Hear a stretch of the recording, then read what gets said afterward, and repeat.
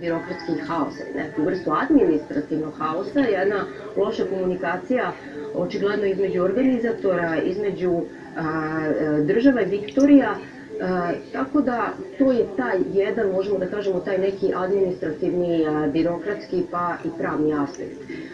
Sa druge strane, ono što je sociologija i sporta veoma važno, to je uticaj jednog ovakvog događaja uopšte na ljude. Recimo konkretno na srpsku zajednicu u Australiji mi smo videli koliko su jedinstveni u podržavanju Novaka, znači i za Badnje veče i za Božić, to je bila ta poruka mir Bože i Hristos se rodi, znači to su bili mirni protesti, pevale su se kosovske pesme, što je jako zanimljivo zbog jačanja srpskog nacionalnog identiteta na tom drugom kontinentu daleko odavde. Sa druge strane, opet imate i podele i podeljena mišljenja kada je ova situacija u pitanju i kod nas i u svetu.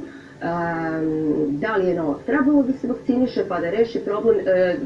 Generalno, mnogo ljudi i ne zna u stvari šta je to medicinsko izuzeće. I to medicinsko izuzeće se dešava mnogim sportistima i to je nešto što je, čak imate recimo kada je i doping u pitanju, imate jednostavno neke lekove koji sadrže u sebi nedozvoljene supstance, ali koji zbog medicinskog izuzeća...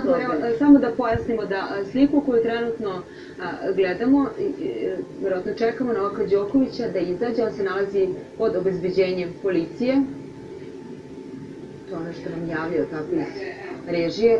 Pratit ćemo ovu sliku, ja se nadam da ćemo imati uskoro i više informacija o svemu. To je slika koju smo dobili od naših izveštača iz Melbourne.